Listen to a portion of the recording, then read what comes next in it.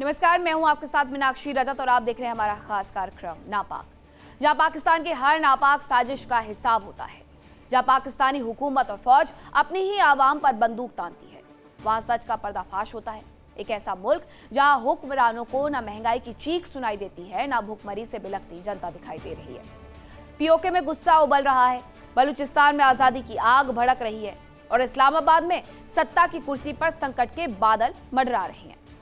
पाकिस्तान की हुकूमत चाहे जितने पर्दे डाल दे, सच ये है कि पाकिस्तान का संकट अब सिर्फ सीमा पर नहीं, सत्ता के गलियारों तक पहुंच चुका है।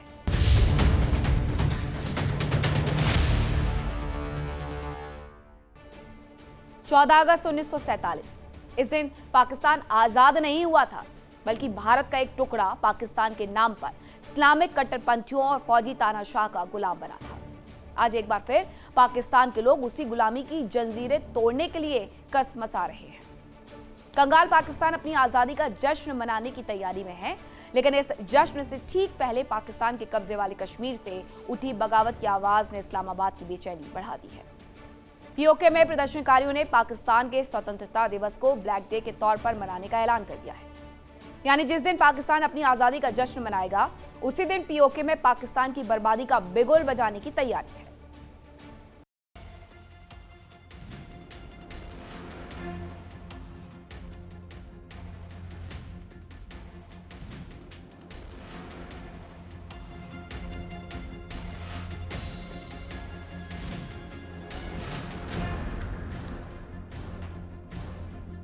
एक तरफ पाकिस्तान में आज़ादी के जश्न की तैयारियां, दूसरी तरफ उसी पाकिस्तान के खिलाफ विरोध की हुंकार।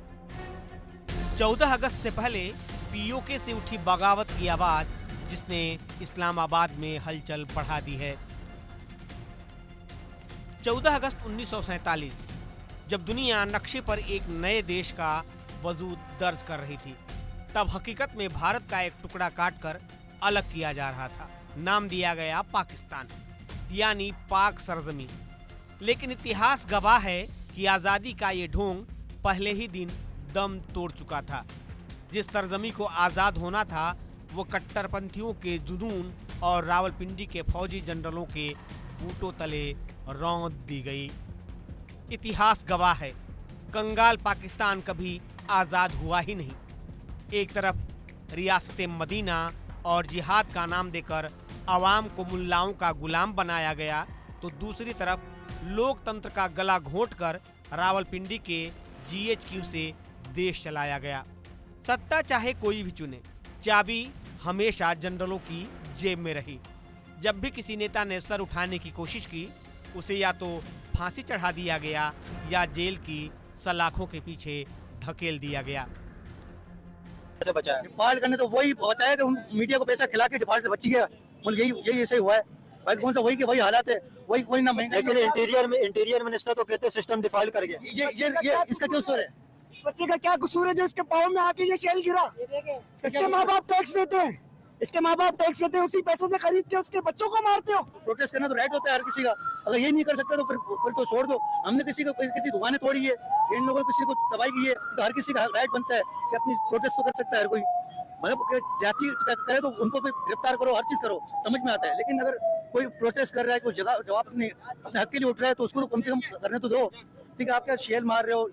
तो पाकिस्तान का कुछ भी पता नहीं है। पाकिस्तान में बस जिसकी लाठी उसकी भैंस, बस जो सिस्टम को एक्सेप्ट करते हैं ना, वो फिर सिस्टम में बैठा हुआ है। जो सिस्टम में एक्सेप्ट नहीं करता ना, जो आवाम की राइट पे निकलता है, उसको फिर उसके फिर यही हाल है, रोड पे फिर दलील ख्वार है। देखिए, एक चीज आप देखें तो सारे मसाइल की जो जड़ है वो इकोनॉमी है। इकोनॉमी अगर बेहतर हो जाए तो सारे मसाइल हल हो जाएंगे। आपको क्या लगता है, ये इकोनॉमी जो खराब है, इसकी वजह क्या है? इकोनॉमी के खराब होने की वजह क्या है? हमारे असल में लोगों को राइट ही नहीं पता कि हमारे सिंध असेंबली मतलब मुराद अली शाह का काम क्या है और वजीर आजम का काम क्या है। अब यहाँ पर कोई भी मसला होता है ना, फौरन शहबाज शरीफ के ऊपर लाठी उठ जाती है। अब सिंध का वजीर आला कौन है? कराची को कौन तबाह कर रहा है? अब ये तो देखो, पहले ये चीजें देखो, उसके बाद मामला बनता है। हमें तो कौन सा काम किसके इख्तियार में? किसके इख्तियार में? बल्दियात क्या कर रही है, यूसी क्या कर रही है, चेयरमैन क्या कर रहे हैं, इनको पता नहीं है। फौरन मुराद अली शाह को पकड़ने शुरू हो जाएंगे, फौरन शहबाज शरीफ को पकड़ने शुरू हो जाएंगे। पहले छोटे इदारों को सीधे करो, वो तो बड़ी गेम में खेल रहे हैं। वो तो हमको तो इसी तरह नियत रखा हुआ है। हम तो आवाम है, मतलब अभी भी अपने हक के लिए निकले। मैं तो प्रोटेस्ट में नहीं आया हुआ था, मैं तो बस इधर तो गुजर रहा था। मतलब हमारा क्या कसूर है? मतलब अगर हम अपने हक के लिए निकले तो फिर हमें इस तरह जलील किया जाता है, और अगर नहीं निकले तो फिर चला अजान हो रही है। पाकिस्तान अधिकृत कश्मीर में प्रदर्शनकारियों ने पाकिस्तान के स्वतंत्रता दिवस के मौके पर ब्लैक डे मनाने का ऐलान किया है। अवामी एक्शन कमेटी की ओर से कहा गया है कि 13 और 14 अगस्त को पीओके समेत दुनिया के अलग अलग हिस्सों में विरोध प्रदर्शन किए जाएंगे। प्रदर्शनकारियों का आरोप है कि पीओके में पाकिस्तान की सुरक्षा एजेंसियों और प्रशासन की नीतियों से जनता परेशान है और अब इसी मुद्दे को अंतर्राष्ट्रीय स्तर पर उठाने की तैयारी है। लेकिन आज तस्वीर बदल चुकी है। जिस गुलामी को पाकिस्तानियों ने दशक दर दशक अपना मुकद्दर समझ लिया था, आज वही जंजीरें काटने के लिए आवाम तड़प रही है। बलूचिस्तान से लेकर खैबर पख्तूनख्वा तक और लाहौर से लेकर गिलगित बाल्टिस्तान तक आवाज एक ही है। लोग पूछ रहे हैं कि आज़ादी के नाम पर उन्हें भुखमरी, कंगाली और बंदूकों का खौफ ही क्यों मिला।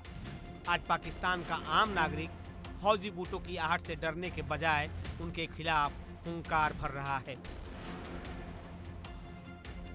अवामी एक्शन कमेटी ने दुनिया भर में रह रहे कश्मीरियों से विरोध प्रदर्शनों में शामिल होने की अपील की है। संदेश साफ है, पाकिस्तान आज़ादी का जश्न मनाएगा, लेकिन उसके खिलाफ आवाज उठाने वाले उसी दिन को विरोध के प्रतीक के तौर पर इस्तेमाल करेंगे। आप क्या समझते हैं, लोग रो रहे हैं, सिसकियां लोगों की आप सुने इस टाइम पे? अभी पिछले दिनों आपने देखा होगा न्यूज़, पिछले दिनों आपने न्यूज़ सुनी होगी कि एक माँ ने अपने 3 बच्चों के साथ दरिया में छलांग मार दी गुर्बत के मारे। क्या हालात आप देख रहे हैं? लोग रो रहे हैं, परेशान है, बिलक रहे हैं, लोगों के पास खाने के लिए नहीं है। क्या कहेंगे? यही बात है ना कि जगह जगह लोड शेडिंग, केस आपके घर में नहीं है, खाना आपके घर में नहीं है। अब आप छोटे छोटे इदारे अगर खोलते हो तो लोग इधर ही सैलानी, वेलफेयर, ऐसे इधर काम कर रहे हैं। ठीक है, अच्छा देखिए, काफी सारे लोग कह रहे होंगे कि भाई हालात इतने ज्यादा खराब है तो किस तरह लोग पाकिस्तान में सर्वाइव करते हैं। यहाँ पे खैराती इदारे बने हुए हैं जो लोगों को फ्री में खाना दे देते हैं, स्पेशली सैलानी खिलाने में सबसे बड़ा इदारा है। तो इस तरह के इदारे अगर नहीं होते लोग तो भूख से मर जाते हैं। जाहिर सी बात है, लोग अगर किसी घर पे खाना नहीं चल रहा तो बेचारा बाहर आके रोड पे खा रहा है। ठीक है, किसी का चूल्हा घर पे नहीं चल रहा तो वहाँ के ऐसी कोई इदारे बनते हैं जो रोड पे बनने होते हैं। अब ये हुकूमत का काम है, ये इनका काम नहीं है। सैलानी का, ये एदी का इनका काम नहीं है, ये हुकूमत का काम है। कि जगह जगह जिसे इमरान खान ने बनाया था ना, किसान कार्ड, मजदूर कार्ड, जैसे सेहत का लंगर खाने बनाए थे, बना गए। ऐसे तो लोगों ने सेहत कार्ड में केपीके के लोग, हमारे बिल्डिंग के बंदे ने, लाला ने केपीके के एक कार्ड से आगा खान में इलाज करवाया 10 लाख के सेहत कार्ड में। तो यार वो क्यों दे? वो भी तो दे रहा था ना, उस वक्त भी तो महंगाई थी, उस वक्त भी तो खजाना खाली करके चले गए थे। आजाद हुए थे दोनों कंट्रियां, लेकिन दोनों कंट्री एक साथ आजाद हुई थी। उनका तो यहाँ पर वही मैं बताया ना, जिसकी लाठी उसकी भैंस। जो मतलब सिस्टम में चल रहा है और जो सिस्टम को सलूट मार रहा है तो उसको उसके फिर हाथ सही है। बाकी जो सिस्टम को एक्सेप्ट नहीं कर रहा है, जो मतलब अपने हक के लिए निकल रहा है, मैं अभी राइट के लिए जैसे अभी मेरे निकले हैं, अब इनका क्या मुतालबा क्या नहीं ये मुझे नहीं पता, लेकिन कहने में वो एक उनका राइट तो बनता है ना, अपने एहतजाज करने के लिए राइट तो बनता है ना। हमारे यूथ को राइट का ही पता नहीं है। जो मुल्क नफरत और कट्टरता की नींव पर खड़ा हुआ हो, उसका अंजाम यही होना था। दूसरों के घर में आग लगाने वाला पाकिस्तान आज खुद अपने ही बुने मजहबी फितने की आग में जल रहा है। अर्थव्यवस्था वेंटिलेटर पर है, स्वाभिमान गिरवी रखा जा चुका है और आवाम अब इस नापाक व्यवस्था के खिलाफ आर पार के मूड में है। 14 अगस्त की तारीख पाकिस्तान के लिए आज़ादी का जश्न नहीं बल्कि एक बर्बादी बन चुका है। आज गुलामी की बेड़ियों को तोड़ने के लिए छटपटाती आवाम इस बात का सबूत है कि कट्टरपंथ और फौज के दम पर खड़ा किया गया मुल्क कभी महफूज नहीं हो सकता। बगावत की ये चिंगारी इस नापाक निज़ाम को राख बना देगी।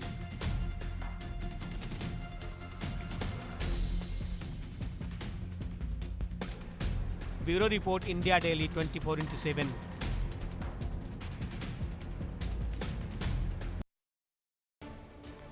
पाकिस्तान इस वक्त अपने इतिहास के सबसे भीषण गृह युद्ध की आग में झुलस रहा है। सोराब में पाकिस्तानी वायुसेना की बर्बर बमबारी से पूरी दुनिया हिल गई। मासूम बलोच नागरिकों के खून से जनरल आसिम मुनीर के हाथ रंगे हैं। एक तरफ बलूच लिबरेशन आर्मी ने आर पार की जंग का ऐलान कर दिया। आसिम मुनीर का हेडक्वार्टर अब उस मोड़ पर आ चुका है जहां से तबाही के सिवा दूसरा कोई रास्ता नजर नहीं आता।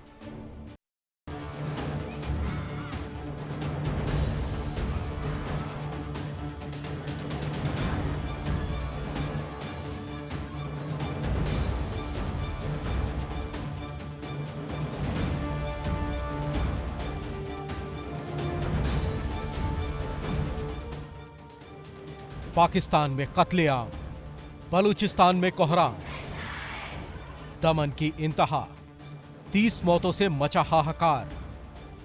पाक फौज का कहर, 30 मौत से दहला बलूचिस्तान। बलूचिस्तान में खून की धार, मुनीर पर उठे सवाल। पीओके से बलूचिस्तान, मुनीर सेना का कत्लेआम। पाक के नक्शे पर बिखरी बर्बादी और सोराब के गोंधन से उठती ये खौफनाक लपटें चीख चीख कर गवाही दे रही है कि जिन्ना का पाकिस्तान अब अपनी आखिरी सांसें गिन रहा है।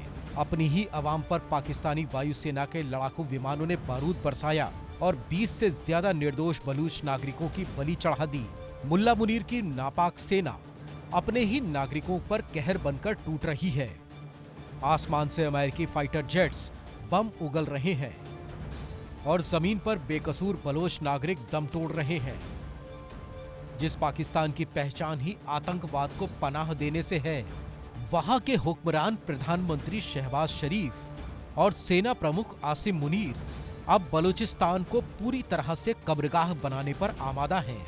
बलूचिस्तान का सुराब इलाका इस वक्त आक्रोश की आग में जल रहा है। मासूम बलोच नागरिकों के नरसंहार के खिलाफ स्थानीय लोग शवों को सड़क पर रखकर धरने पर बैठ गए।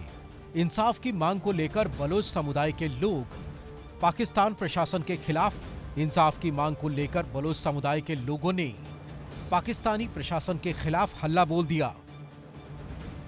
और जरदारी हो गया, इन लोगों ने सुलह दिया है क्योंकि वो आवाज उठाएंगे, क्योंकि वो मारे जाएंगे। पाकिस्तान की इकोनॉमी किस तरह बेहतर हो सकती है? जो इकोनॉमिकल कंडीशन खराब है, क्या समझते हैं? क्योंकि सब मसाइल की जो जड़ है ना वो इकोनॉमी होती है। अगर इकोनॉमी बेहतर हो जाएगी तो सारे मामला बेहतर हो जाएंगे।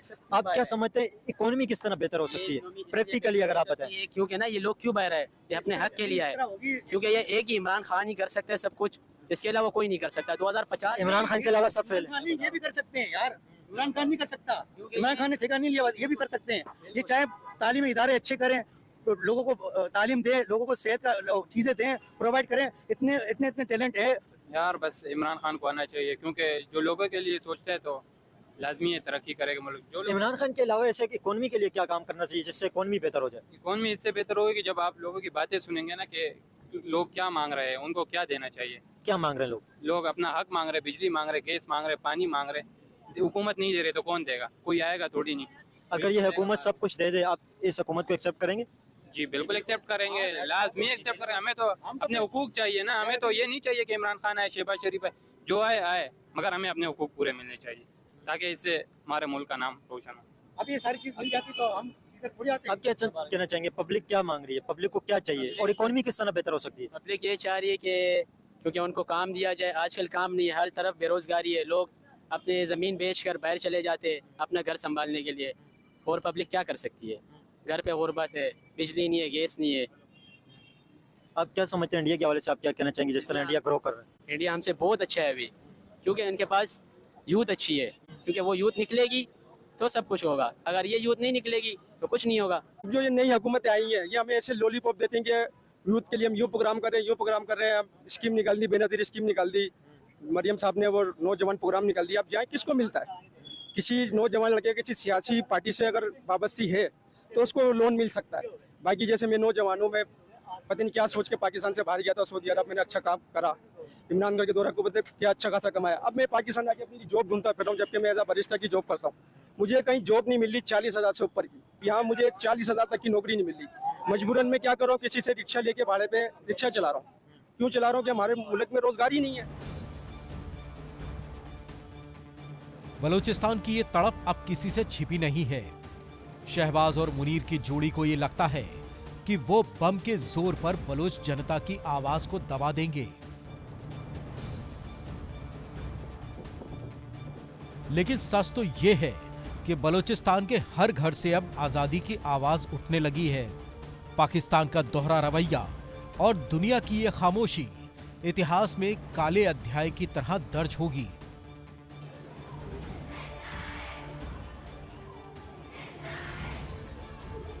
पाकिस्तानी फौज के इस खूनी खेल के बाद बलूचिस्तान में स्वतंत्रता संग्राम की ज्वाला भड़क चुकी है। बीएलए ने पाकिस्तान के खिलाफ आर पार के अंतिम युद्ध का बिगुल फूंक दिया है।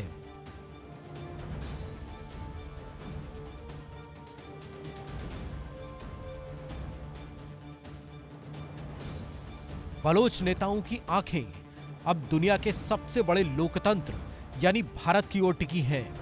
बलोच क़यादत ने भारत के प्रधानमंत्री और विदेश मंत्रालय से गुहार लगाई है कि नापाक सेना के इस नरसंहार को रोकने के लिए भारत तुरंत मदद करे।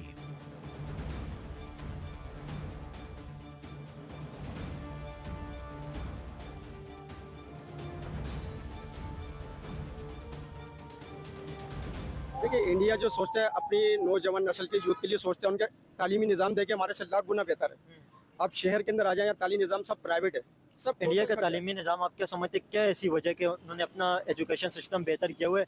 आपको पता है उसी एजुकेशन सिस्टम से निकल के इस टाइम पे जो टेक की जितनी भी बड़ी बड़ी कंपनियां, 90% से ज्यादा टेक की कंपनियों के जो CEO हैं वो इंडिया से लगे हुए हैं दुनिया के अंदर। जो टैलेंटेड लोग हैं बेचारे यहाँ, उनको उनकी पोस्ट के मुताबिक जॉब नहीं मिलती, वो पाकिस्तान से बाहर चले जाते हैं। क्यों चले जाते हैं कि यहाँ उनके लिए है ही नहीं रोजगार। अगर जिस तरह यहाँ पे आपने देखे हालात जो बने हुए हैं, अभी हम इंटरनेशनल अगर कंपेरिजन करें, आप इंडिया के हालात आप देखें, इंडिया नेबर कंट्री है हमारा। इंडिया जिस तेजी से ग्रो कर रहे हैं, आप नहीं समझते कि इंडिया और पाकिस्तान एक साथ आज़ाद हुए थे, अभी इंडिपेंडेंस डे भी आ रहे हैं, इंडिया और पाकिस्तान एक साथ आज़ाद हुए, एक दिन के फर्क पे 24 घंटे का फर्क था। इंडिया भी कहाँ पे पहुंचा हुआ है, पाकिस्तान के हालात आप देखें कहाँ पे। अच्छा, मैं इससे हटकर जरा जो ना ये बताना मकसूद हूँ कि आज तक हमें जो है यहाँ की गवर्नमेंट और यहाँ की ये जो हुक्मरान तबका है, हमें यही बताया गया था कि हिंदुस्तान, और आज तक ये समझते हैं कि हिंदुस्तान के ऊपर एटम बम मार देना चाहिए। इससे हमें अंदाजा हुआ कि यार हमसे ज्यादा अच्छे लोग वहाँ मौजूद हैं, चाहे वो हिंदू हैं, चाहे वो मुसलमान हैं, चाहे वो सिख हैं। उन्होंने कभी भी इस तरह की कौमियत की बात नहीं की। इस प्रोटेस्ट इतना बड़ा जो है उन्होंने प्रोटेस्ट किया, इस एशिया में सबसे मजबूत गवर्नमेंट इंडिया की जो मौजूद है उसको हिला के रख दिया। और एक पूरे एशिया के अंदर अगर आप देखें तो डेमोक्रेसी भी सबसे ज्यादा, जो डेमोक्रेसी के डीप गिरफ्त है वो इंडिया के अंदर ही है। बिल्कुल बिल्कुल बिल्कुल। तो मकसद ये कि आज हमें अंदाजा हुआ कि हमें जो है वो उलझा के रखा गया हमेशा, और ट्रक की बत्ती के पीछे हमेशा रखा गया। हमें ये बताया गया कि वो जालिम है, और वो चंद जगहों की जो ना फोटोज वीडियोस बनाकर हमें दिखाई जाती थी कि देखो मुसलमानों को मारा जाता है, हिंदू मार रहे हैं, कत्ल कर रहे हैं, जबकि ऐसा नहीं। वहाँ के जो नौजवान तबका जो मुल्क का मुस्तकबिल होता है, बागडोर आगे चलकर उन्होंने संभाली होती है, उन लोगों ने जो मैसेज पाकिस्तान और पाकिस्तानी कौम के हवाले से दिया है, तो हमारे दिल जो है रोशन हो गए। तलबा निकलेंगे, इंशाल्लाह इनकलाब बर्पा होगा और निजाम चेंज करके रहेंगे, बंदों की गुलामी से निकालकर अल्लाह की गुलामी में देंगे। इंशाल्लाह इसका हल यही है, इसके अलावा कोई हल नहीं है। देखिए, यहाँ पाकिस्तान में बहुत मजबूत ब्यूरोक्रेसी है, ब्यूरोक्रेट है, और जिन्होंने आज तक हमें गुलाम बनाकर रखा है, हमें सबक पढ़ाया कि दरअसल सबसे बड़ा जो हमारा मंफी फैक्टर ये है कि यहाँ जो मजहबी तंजीमें हैं वो अपनी मजहब का प्रचार करती हैं, और हर इलाके, हर जबान को उन्होंने कंट्रोल कर रखा है। जिन्होंने महंगाई कर दी है, पेट्रोल के ऊपर जो लेवी लगी है, हम तो उसी के लिए आए हैं कि लेवी ख़त्म कर दी जाए ताकि आम आवाम का जीना जो है ना वो आसान हो जाए। मुश्किल कर दी, हम भी उसी मुश्किल की वजह से यहाँ आए। खाने को रोटी नहीं है, पीने को पानी नहीं है, बिजली नहीं है। इस वक्त आवाम इतनी परेशान है कि उसकी समझ में नहीं आ रहा कि हम क्या कर सकते हैं और कहाँ जा सकते हैं। आप नहीं समझते इस टाइम पे आने वाला वक्त और इन्फ्लेशन लेके आएगा, महंगाई बढ़ेगी, हालात तो बेहतर होते नजर नहीं आ रहे। सिर्फ बातों की हद तक तो बेहतर है, लेकिन आवाम की अगर सिचुएशन देखे तो खराब है। बात आपकी बिल्कुल सही है, लेकिन ये जो गवर्नमेंट मौजूद है इसके अंदर तो कोई ऐसी क्वालिटी है नहीं कि ये मामलात को दुरुस्त कर सकेगी। जाहिर है कि इसी के लिए पूरे पाकिस्तान को बंद किया जा रहा है कि आने वाले वक्त को हम अब से तैयार करें और वो क़यादत लेके आए इस मुल्क के अंदर जो इस मुल्क को अमन दे सके, सलामती दे सके और महफूज और लोगों को हिम्मत दे सके।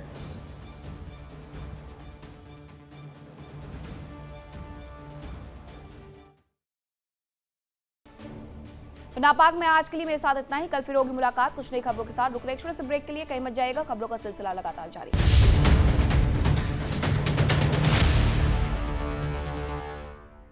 देखिए इंडिया डेली 24/7 अब आपकी स्मार्ट टीवी पर। इंडिया डेली मौजूद है सभी डिजिटल प्लेटफॉर्म पर लाइव और लगातार। इंडिया डेली 24/7 हर दिन राष्ट्र को समर्पित।